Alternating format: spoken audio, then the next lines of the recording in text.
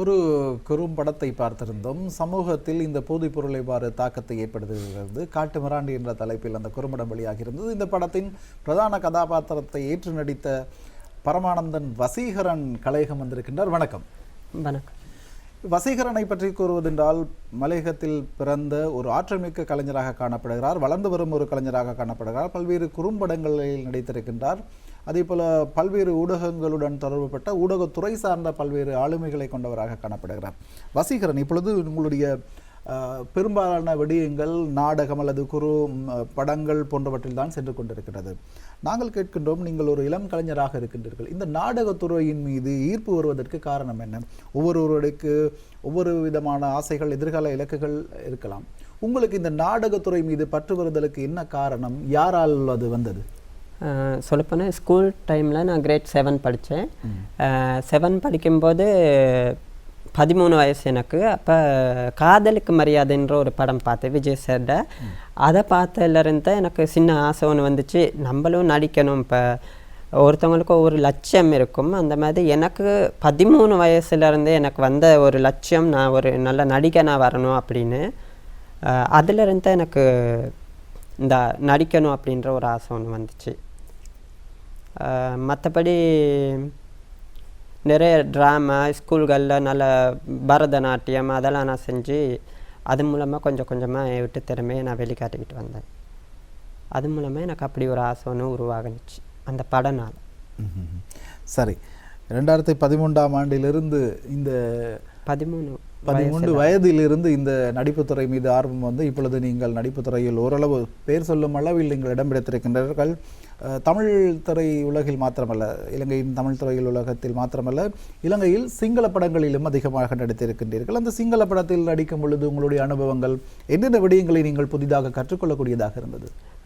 தமிழ் படத்தை விட சிங்கள படம் அணுகுமுறைகள் வந்து சிறப்பாகவே இருந்துச்சு. அவங்க பாகுபாடு அப்படியெல்லாம் பார்க்காம சகோதரத்துவமாக நல்லா பழகுனாங்க. நல்ல கொஞ்சம் கொஞ்சம் ஒரு முதலிடம் கொடுத்தாங்கன்னு தான் சொல்லலாம். அண்மையிலே நான் ஒரு டெட்டால் விளம்பரத்துக்கு போய் நடிச்சிட்டு வந்தேன். அதுலேயும் அதே மாதிரி தான் நல்ல ஒரு ஒற்றுமை இருந்துச்சுன்னு தான் நான் சொல்லுவேன். எத்தனை சிங்கள படங்களில் சுமார் எத்தனை படங்களில் நடித்திருக்கு? சிங்கள படம் வந்து தவசட்ட தவசா அப்படின்னு ஒரு படம் நடித்தேன். அதுக்கு பிற்பாடு சீனு நில்மல்னு ஒரு படம் நடித்தேன். அது ரிலீஸ் ஆயிருச்சு. ஏமா சார்ட அது ரிலீஸ் ஆயிருச்சு. அப்புறம் விளம்பரங்கள் கொஞ்சம் செஞ்சுருக்கேன். சரி, இப்பொழுது நீங்கள் ஒரு இளம் கலைஞராக இருக்கும் பொழுது பலர் இந்த நிகழ்ச்சியை பார்த்து கொண்டிருப்பார்கள். நடிப்புத்துறைக்கு உள்ளே வர வேண்டும், இந்த துறைக்கு உள்ளே வர வேண்டும் என்று பலர் எங்கிக் கொண்டும் இருக்கலாம். உங்களுக்கு இந்த சினிமா துறையில் வருவதற்கு, இலங்கை சினிமா துறையில் வருவதற்கு எவ்வாறான வாய்ப்புகள் உருவாக்கப்பட்டதா, அல்லது வாய்ப்பை யாரும் தந்தார்களா, அல்லது நீங்களே உருவாக்கி கொண்டீர்களா? நானே உருவாக்கி கொண்டேன். எவ்வாறு? டிக்டாக் வீடியோ செஞ்சு அப்படித்தான் நான் உருவாக்கிக்கிட்டேன். ஆரம்ப காலத்தில் யார் அணுகணும், யாரை பிடிச்சி போகணும், எப்படி இதை செய்யணும், எப்படி என் திறமையை கொணரணும் அப்படின்னு ஒன்றும் தெரியாது. ஆனால் டிக்டாக் மூலமாக நான் இதை வந்து வெளிப்படுத்தினேன். அதுக்கு பிற்பாடுத்த எனக்கு சந்தர்ப்பங்கள் கொஞ்சம் கொஞ்சம் நான் தேடி போய் வாங்கி நடித்த சந்தர்ப்பங்கள் தான் கூட இருக்குது இதில். அதாவது சந்தர்ப்பம் நமக்காக வரும் என்று காத்து கொண்டிருப்பதை விட சந்தர்ப்பத்தை நாங்கள் உருவாக்கி கொண்டால் வெற்றி அடையலாம் என்பதற்கு ஒரு எடுத்துக்காட்டு நீங்கள் செய்த டிக்டாக் காணொலி மூலம் உங்களுடைய திறமை வெளியே சென்று அதன் மூலம் தேடி வந்தவர்கள் இருக்கின்றார்கள். அந்த வகையில் நீங்கள் செய்த ஒரு டிக்டாக்கை பார்த்துவிட்டு தொடர்ந்து பேசலாம். இப்பொழுது இந்த காட்சிகளை நாங்கள் பார்க்கலாம். கேட்டேன். ஆமா, அந்த சிம் கார்டை எடுத்து இதுல போட்டதுதான் தாமதம். அலற ஆரம்பிச்சிருச்சா? ஐயோ, பாத்தியா பாத்தியா பாத்தியா? கண்ட பண்ணாட பசங்கள்லாம் கண்ட நேரத்துல கண்ணா அப்படின்னான்னு பேசுறானுங்க. ரேட் எவ்வளோன்றா, 1 ஹவருக்கு எவ்வளோன்றா, ஒரு ஃபுல் நைட்டுக்கு எவ்வளோன்றா.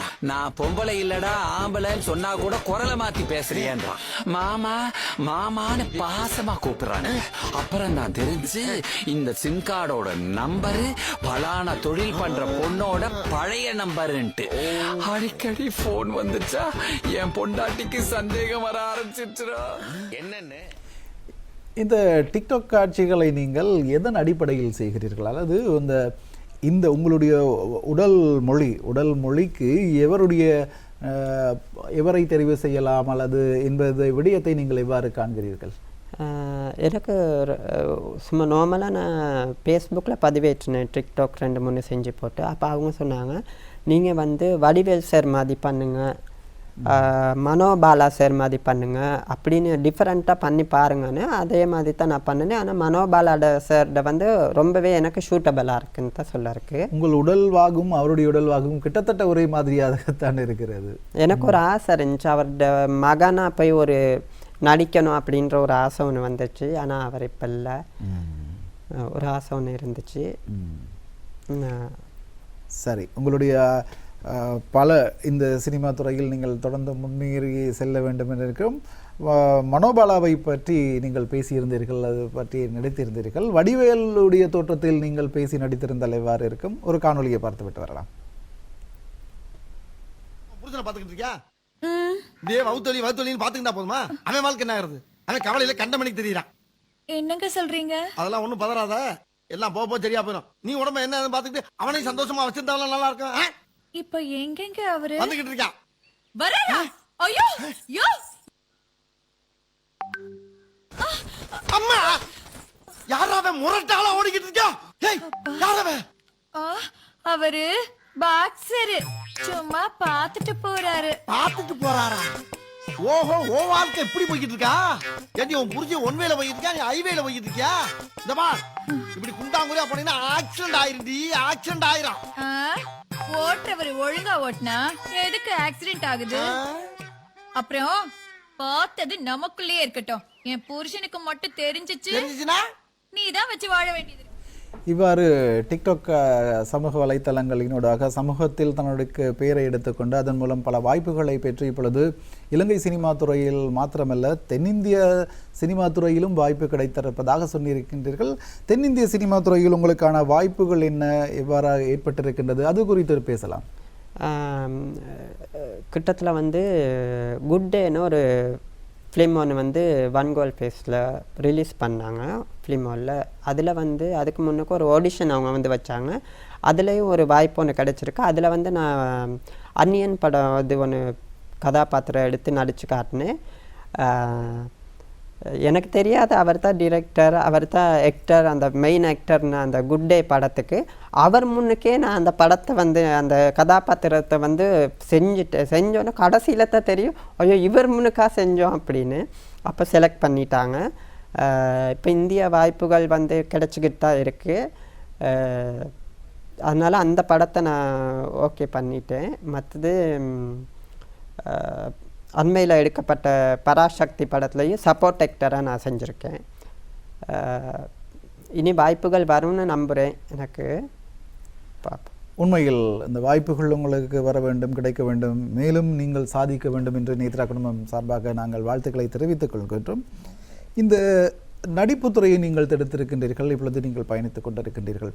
இந்த நடிப்புத்துறையில் பயணிக்கும் பொழுது பொருளாதார ரீதியில் பல இக்கட்டுகளை, நெருக்கடிகளை நாங்கள் கேட்டிருக்கின்றோம்.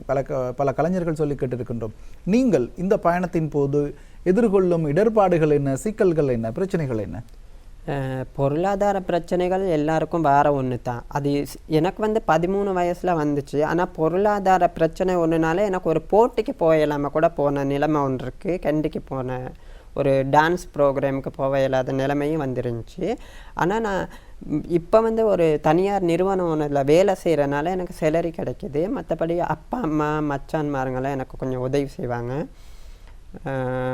அதனால எனக்கு கொஞ்சம் பொருளாதார பிரச்சனை வந்து இப்போ இல்லைன்னு தான் சொல்லியிருக்கேன். ஆரம்பத்தில் எனக்கு உண்மையாலுமே இருந்துச்சு, ஆனால் இப்போ இல்லை.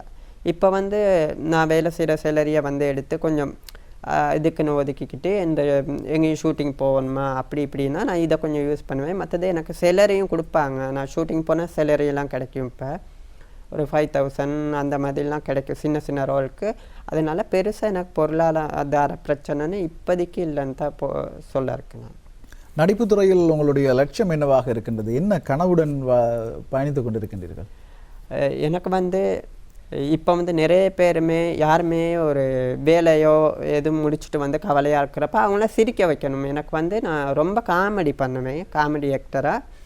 அதனால நான் சிரிக்க வைக்கணும். எனக்கு அதுதான் என் ஒரு லட்சியமாக இருக்குது. ஏன்னா பிரச்சனைகள் வந்து மனுஷர் எல்லாத்துக்கும் வரும். அதையே பற்றி யோசிக்கிறப்ப கொஞ்சம் டிவியவோ ஒரு என் ஃபேஸ்புக்கை பார்த்தாவோ இன்ஸ்டாகிராம் போய் பார்த்தாவோ அதில் வந்து என் காமெடியை தான் நான் நிறைய போட்டு வச்சுருப்பேன். ஏன்னா அதை சரி பார்த்து ஒரு 2 நிமிஷம் அவங்க சிரிக்கட்டும் அப்படின்னு. அதனால் நான் வந்து நடிப்புத்துறைன்னு பார்க்குற போது கொஞ்சம் காமெடியாகவே எடுத்து செய்யலாம் தான் யோசிச்சிருக்கேன். உண்மையில் ஒரு கலைஞன் என்பவர் மற்றவர்களை மகிழ்வித்து பார்ப்பதில் அலாதிரிய பிரியம் கொண்டவனாகத்தான் இந்த கலைஞர்கள் இருக்கின்றார்கள். அதற்காக தன்னை வருத்தி கொண்டு பல்வேறு ரிஸ்க், அதாவது பல்வேறு சிரமங்களையும் சிரத்தைகளையும் எடுத்துக்கொண்டு செயல்படுகிறார்கள். நீங்களும் மற்றவர்களை சிரிக்க வைப்பது ஒரு நோக்கமாக கொண்டிருக்கின்றீர்கள். உண்மையில் அந்த நல்ல நோக்கம் நிறைவேற நேத்ரா குடும்பம் சார்பாக நாங்கள் மனமார்ந்த நன்றிகளை தெரிவித்துக் கொள்கின்றோம். நடிப்பு துறையில் நீங்கள் இவ்வளவு தூரம் பயணித்திருக்கின்றீர்கள். சுவாரஸ்யமான மறக்க முடியாத அனுபவங்கள் ஏதேனும் இருக்கிறதா? அனுபவங்கள் நிறையவே இருக்குது. ஏதாச்சும் இப்போ ஷூட்டிங் ஏதாச்சும் நடக்கிறப்ப என் ஃப்ரெண்ட்ஸ் மாருங்கெல்லாம் சொல்லுவாங்க, அழுகுங்க, கோவப்படுங்க. அந்த நேரம் நான் சிரிச்சிருவேன், என்ன அறியாமலே சிரிச்சிருவேன். கொஞ்சம் டைம் எடுப்பாங்க. ஆனால் பொறுமை, இந்த காட்டு மிராண்டி பரம்பரை அப்படி குறுந்திரைப்படங்கள் வந்து செஞ்ச டெனிஸ்னு ஒருத்தர் இருக்கார், சரியான பொறுமை. தவராஜ்னு ஒருத்தர் இருந்தார், அவரும் அதே மாதிரி தான். ஏன்னா நான் அங்கே போனால் சும்மா இருக்க மாட்டேன், ஏதாச்சும் குறும்பு ஒன்று பண்ணிக்கிட்டே இருப்பேன். அதனால் அவ்வளோ தூரத்துலேயும் பொறுமையாக இருந்து ஷூட்டெல்லாம் எடுத்தாங்க. சரிங்க, அந்த பொறுமையாக இருந்து எதையும் கோவப்பட மாட்டாங்க, பொறுமையாக சொல்லுவாங்க. இப்போ கிட்டத்தில் சகலகலா கில்லாடியில இருந்தும் எனக்கு ஒரு நகைச்சுவை ரோல் ஒன்று கிடச்சிருக்கு. அதையும் நான் செஞ்சு கொடுப்பேன், நல்லா செஞ்சு கொடுப்பேன்னு நான் என் மேலே நம்பிக்கை வச்சுருக்கேன். பாராட்டுகள். உண்மையில் இந்த சின்ன வயதில் இத்தனை வாய்ப்புகள் கிடைத்திருக்கின்றன. அதனை நீங்கள் சிறப்பாக பயன்படுத்தி கொண்டு தொடர்ந்து முன்னுக்கு செல்ல வேண்டும். இப்பொழுது ஒரு கேள்வி. இப்போ தென்னிந்திய சினிமாவை எடுத்துக்கொண்டால் அது ஒரு பெரிய துறையாக காணப்படுகிறது. அங்கு நடிப்புக்கென்றே தனியான கல்லூரிகளும் இருக்கின்றன. இலங்கையை பொறுத்தளவையில் அவ்வாறு ஏதேனும் இருக்கின்றதா? உங்களுடைய நடிப்பாற்றலை அல்லது நடிப்பை மேம்படுத்தி கொள்ள என்னென்ன வழிமுறைகளை பின்பற்றுகிறீர்கள்? இலங்கையில் வந்து நான் முயற்சிக்கலன்னு தான் சொல்ல இருக்கு. எனக்கு வந்து சிங்கப்பூரில் ஃப்ரெண்ட் ஒருத்தர் இருந்தார். அவர் மூலமாக நான் இந்தியாவில் பொன்மொழின்னு மாஸ்டர் ஒருத்தர் இருந்தார். அவர் பையா படத்துலலாம் வில்லன் கேரக்டரில் நடித்தவர். அவர் மூலமாக நான் ஆன்லைனில் தான் நான் நடிப்புத்துறையை வந்து கற்றுக்கிட்டேன் கொரோனா காலத்தில். ஸ்ரீலங்காவில் பொறுத்தளவு இப்போ ஃபைனான்ஸ் காலேஜ் எல்லாம் இருக்குது. அதனால இப்போ உள்ள ஸ்டூடெண்ட்ஸ்களுக்கு வந்து கொடுத்து வச்சவங்கன்னு தான் சொல்ல இருக்குது. எங்கட காலப்பகுதியில் அந்த மாதிரி ஒரு வசதி வாய்ப்பு ஸ்கூல்களில் இல்லை. தானாக வந்து டீச்சர்ஸ் மாதிரிங்க ஏதாச்சும் 1-2 சொல்லி கொடுப்பாங்க, அதை செஞ்சுக்கிட்டா தான் ஒழிய மற்றபடி இதுக்குன்னு ஒரு படிப்புன்னு ஒன்று வந்து அதில் மேற்கொள்ளலைன்னு தான் நான் சொல்லுவேன். என்னை பொறுத்தளவு நான் படித்த காலத்தில் வந்து 2002 அந்த காலத்தில் வந்து அப்படி இல்லைன்னு தான் நான் சொல்லுவேன். ஏன்னா அப்படி இருந்தால் நான் அந்நேரம் வேறு லெவலில் எங்கேயோ ஒரு நடிப்பு துறையில் மேலே வாங்கி இருப்பேன்னு நான் நினைக்கிறேன். இந்த நடிப்பை தவிர நீங்கள் சொன்னீர்கள் இந்த ஆடல் துறை, நாட்டியத்துறையிலும் உங்களுக்கு ஆர்வம் இருக்கின்றது என்று, அது சம்பந்தமாக சொல்லுங்கள். அது ஸ்கூல் காலத்தில் குறிப்பாக நான் கமல் சார்ட பாட்டு பரதநாட்டியம் கூடுதலாக செய்வேன். அந்த ஸ்கூல் ப்ரோக்ராம் சரஸ்வதி பூஜை ஏதாச்சும் ஒரு ஃபங்க்ஷன் வந்தாவே ஒரு கென்சி ஒன்று இருப்போம். அவங்க நான் பிரகாஷின்னு ஒருத்தவங்க அக்காட கிளாஸ்மேட் அவங்க இருந்தாங்க. நாங்கள் ஒரு தனி கென்சி அங்கிட்டு மாறிக்குவோம். ஒரு பரதநாட்டியம் ஒரு டான்ஸ்னாவே நாங்கள் தனியாக மாறிக்குவோம். மாதிரி நாங்கள் எங்களுக்கு முடிஞ்சதை நாங்கள் டான்ஸ் பண்ணி நல்லா எங்கள் திறமையை நாங்கள் நல்லா காட்டினோம். பொருளாதார ரீதியிலையும் அந்த நேரம் எங்களுக்கு பிரச்சனை வந்துச்சு. அப்படி இருந்தும் நாங்கள் எங்களால் முடிஞ்ச திறமையை நாங்கள் வெளிக்கொண்டு தான் சொல்ல இருக்கு. பரதநாட்டியத்தை நீங்கள் முறைப்படியாக கற்றீர்களா? நான் வந்து கிளாஸ் போனேன். கிளாஸ் போய் கொஞ்ச நாள் ஹெட்டனில் செஞ்சேன். அதுக்கு பிற்பாடு வந்து எனக்கு வந்து அம்மை நோய் வந்ததுனால எனக்கு காலெல்லாம் பேலன்ஸ் பண்ண முடியாமல் போனதுனால நான் பாதியில் அதை விட்டு நின்றுட்டேன். இந்த பரதநாட்டியங்களில் பல அபிநயங்கள் இருக்கின்றன. இந்த அபிநயங்கள் இந்த நடிப்புத்துறைக்கு எந்த வகையில் உங்களுக்கு ஒத்துழைப்பு? ஆமாம், கண் அசைவு, வாய் அசைவு, அதெல்லாம் பரதநாட்டியத்திலேருந்து எப்படி நடிப்புத்துறைக்கு கொஞ்சம் தேவைத்தான். முகபாவனை எல்லாம் இல்லாமல் ஒரு மனிதன் வந்து நடிக்க இயலாது. அதனால கட்டாயம் தேவை. பாவனைகள் வந்து நடிப்புத்துறைக்கு கோவப்படுறப்ப அப்படிலாம் இது பண்ணுறப்ப கட்டாயம் வந்து பாவனைகள் தேவைத்தானே. அது வந்து நம்ம நாட்டியம் மூலமாக கொஞ்சம் இது பண்ணிக்கிட்டால் சிறந்ததாக இருக்கும். இல்லாட்டி பாவனைகள் வந்து நடிப்புத்துறைக்கு லேசில் வராது. அப்படித்தான் நான் சொல்லுவேன். சரி, நீங்கள் நடிப்பு துறையில் இத்தனை தூரம் பயணித்திருக்கின்றீர்கள், இன்னும் நெடுந்தூரம் பயணிக்க வேண்டி இருக்கின்றது. இந்த அளவுக்கு இந்த தூரம் நீங்கள் வந்ததற்கு யாரெல்லாம் முக்கிய காரணகர்த்தாவாக இருக்கிறார்கள்? முக்கியமாக சொல்லப்போனால் ஸ்கூல் டீச்சர்ஸ் ராஜேந்திரான்னு இருந்தாங்க காஃபெக்ஸ் காலேஜில். மற்றபடி குமுதா மனோகரன் இருந்தாங்க, அவங்க எனக்கு பரதமெல்லாம் சொல்லி கொடுப்பாங்க. மற்றது பொன்முடி மாஸ்டர், மற்றது என்ன ஃப்ரெண்ட்ஸ் என்ற குடும்பம் தான் நான் சொல்ல இருக்கு. அவங்க எனக்கு நிறைய பேர் சப்போர்ட் பண்ணுறாங்க, பொய்க்கு சொல்ல தேவையில்ல, நிறைய பேர் சப்போர்ட் பண்ணுறாங்க. வாய்ப்பு எங்கே கிடைச்சாலும், இந்தியாவில் கிடைச்சாலும் நான் போய் செய்ய தயாராக தான் இருக்கேன். இந்த இலங்கை கலைஞர்களை பொறுத்தளவில் பெருவாரியாக இலங்கையை தாண்டி இந்தியாவில் நடிப்பது தான் அல்லது இந்திய திரையுலகுக்கு செல்வதுதான் ஒரு நோக்கமாக கொண்டிருக்கின்றார்கள். அடிப்படை காரணம் என்ன? காரணம் என்னன்னா, இப்போ இந்திய சினிமா இலங்கையில் நல்லா ஈர்க்கப்பட்டுருச்சுன்னு தான் நான் சொல்லுவேன். எங்கே பார்த்தாலும் இந்திய சேனல்ஸ்னால் ஒவ்வொரு வீட்டுங்கள்லையும் நிறைய போகுது. அதனால தான் நிறைய பேர் இப்போ இந்தியா சேனல்ஸ்க்கு போக ட்ரை பண்ணுறாங்கன்னு நான் நினைக்கிறேன். சரி, நீங்கள் ஒரு இலங்கை கலைஞராக இருக்கின்றீர்கள், இலங்கை மண்ணில் பிறந்திருக்கின்றீர்கள். இவ்வாறான ஒரு எண்ணப்பாட்டுடன் இருந்தால் இலங்கையில் இந்த கலைஞர்களை, இலங்கையில் அந்த கலையை வளர்ப்பது யார்? அடுத்த சந்ததியினருக்கு கொண்டு போகும் பொறுப்பு யாரிடத்தில் ஒப்படைக்கலாம்? எதிர்காலத்தில் வரவங்க கிட்ட தான் இந்த கேள்விக்கான பதில் இருக்குன்னு நான் நினைக்கிறேன். ஏன்னா இன்னும் இப்போ எங்கட இது கொஞ்சம் தூரத்தோட முடிஞ்சிடும் அப்படின்னு நான் நினைக்கிறேன். எதிர்காலத்தில் வரவங்க தான் இதை மாற்றி அமைக்கணும் அப்படின்னு தான் நான் நினைக்கிறேன். சரி, இந்த சினிமா துறையில் உங்களுடைய பல விடயங்களை நீங்கள் கண்டிருப்பீர்கள், முக்கியமாக மறக்க முடியாத அனுபவங்கள் கண்டிருக்கும். திடீர் வாய்ப்புகளும் அவ்வாறு வந்ததுண்டு. அவ்வாறான வாய்ப்புகள், சந்தர்ப்பங்கள், நீங்களே நழுவு விட்ட சந்தர்ப்பம் அல்லது சரியாக பயன்படுத்தி கொண்ட சந்தர்ப்பங்கள் எதுவும் இருக்கிறதா? இருக்குது, நிச்சயமாக. போன மாதம் எனக்கு ஒரு ஷூட்டிங் கிடச்சிச்சு. டெட்டால் விளம்பரம் ஒன்று, ஒரு சகோதரமொழி விளம்பரம் ஒன்று கிடச்சிச்சு. நான் போயிட்டு ஒரு 6 சீன் பண்ணிக்கிட்டு இருக்கப்ப நான் வேலை செஞ்ச இடத்துலேருந்து கால் பண்ணிட்டாங்க. உடனே ஆஃபீஸ்க்கு வர சொல்லி ரொம்ப மிஸ் பண்ணிவிட்டேன். 6 சீனை செஞ்சு கொடுத்துட்டு அதுக்கேற்ற சேலரியும் வாங்கலாம், ஒன்றும் செய்யலை, படப்படன்னு பேக்கை தூக்கிட்டு சொல்லிவிட்டு நான் வந்துட்டேன். இப்போ அதனால நான் அங்கே ஒரு நம்பிக்கையற்றவனாக போயிட்டேன். அடுத்த வர சான்ஸுகளை எனக்கு அவங்க கதைச்சி கொடுப்பாங்களான்னு எனக்கு தெரியல. என்னோட சிச்சுவேஷன் அப்படி நான் சேர்ந்துட்டேன். அந்த மாதிரி நிறைய இருக்குது. இப்போ போன காட்டுமிராண்டி அந்த மாதிரி படத்துங்களில் கூட நிறைய வாய்ப்புகள் நான் ஒவ்வொரு துண்டுகள் மிஸ் பண்ணிட்டேன். அந்த டைரக்டர் சொன்னார் ஃபோட்டோ எடுக்கணும் பிரேம் அந்த இதில் செய்கிறதுக்குன்னு, அதையும் சிரித்து அங்கே நான் கணக்கெடுக்காமல் இருந்தேன். கடைசியில் அதுக்கு ஒரு போஸ்டர் அளிக்க இயலாமல் போயிடுச்சு. அந்த மாதிரி சந்தர்ப்பங்கள் நிறையவே இருக்குன்னு தான் நான் சொல்ல.